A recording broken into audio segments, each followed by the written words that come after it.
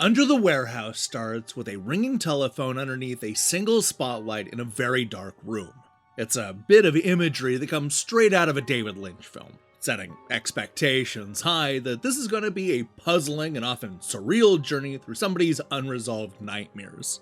It primed me for characters who spout nonsensical dialogue, puzzles with baffling solutions, and a sort of dream logic that is normally reserved for Lynch's movies. And while it's nowhere near as good as Mulholland Drive, Under the Warehouse surprised me by mostly living up to its early promise and giving me an adventure unlike anything that you're going to see this year. This is my review of Under the Warehouse by first-time developer GoolWorks.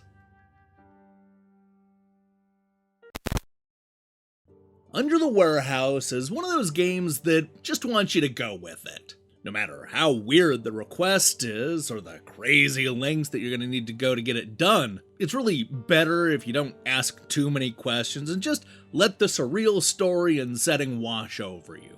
I bring this up because most of the game hinges on our nameless hero tracking down an egg. But it can't just be any old egg, because it needs to be both big and colorful. After all, that's what the kid in the mask told you in the back alley right before pushing you into the titular warehouse. Yeah, like I said, it's better if you just go with it. The truth is, it almost doesn't matter what the setup is, because it's really just there to send you in a bunch of different directions in hopes of solving a series of puzzles. Although it looks like a low-polygon first-person adventure game, Under the Warehouse reminds me more of a very simple version of Shadowgate.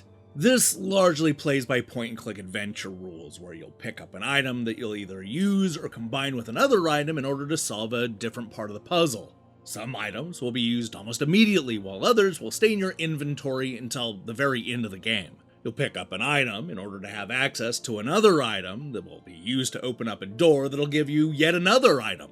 Man, forget about David Lynch, this puzzle loop is almost Kafkaesque. What I like about this game is that a lot of these puzzles actually make some sort of sense. Most of the time, when I pick up an important new item, I knew exactly what I needed to do with it. The various characters actually give good hints, and the warehouse isn't big enough for you to feel overwhelmed. For example, when I got the bag of seeds, I knew that I needed to take it to the chicken. Now you might ask, why is there a random chicken in the middle of the warehouse? I don't know. Probably for the same reason there's an ice fishing hole in the basement, a filing cabinet that's always on fire, a guard dog standing in the way of a bunch of statues, and even a mad scientist who seemingly invented a teleportation machine. This is a game that uses a heavy dose of dream logic, which means that it's really better if you just go with it. The problem I ran into is that you can really only justify so many things with dream logic. There are some puzzles that simply don't make sense, no matter how you look at it.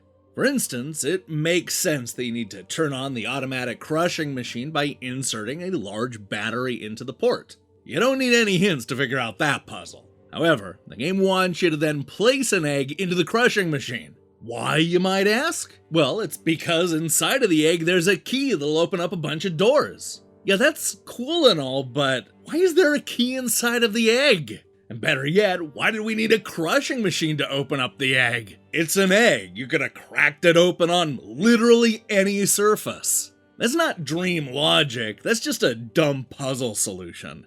Part of the problem with this kind of narrative is that it's hard to connect with a story that might not even be happening. We don't know anything about the protagonist, and I'm not convinced that any of the random moments have a deeper meaning. Even the ending seems to mock you for wasting your time solving all these puzzles. I can see a lot of people finishing this game and then feeling like they were cheated. Now, I'm not one of those people. While it's certainly true that getting a grasp of the game's story is a lot like trying to grab water, I still enjoyed the weird and random journey that it took me on. I liked solving the puzzles and exploring every part of the warehouse. Of course, it helps that the game is incredibly short. It'll take most players no more than 90 minutes, with experienced adventure game players finishing the story in well under an hour. That makes up for a lot of the game's roughness, including the lack of camera options. And I ultimately ended the game feeling satisfied with the nightmarish roller coaster ride Under the Warehouse put me on. Honestly, it's a solid first attempt from developer GoolWorks.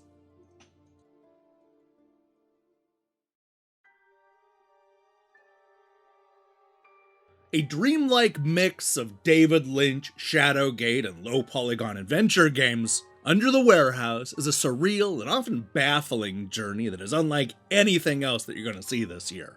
While its inspirations may be obvious, first-time developer GoolWorks manages to give the first-person nightmare its own personality. Too bad some of the puzzles are nonsensical and the story is hard to connect with. That said, if you're looking for a short game that you won't soon forget, Under the Warehouse is easy to recommend.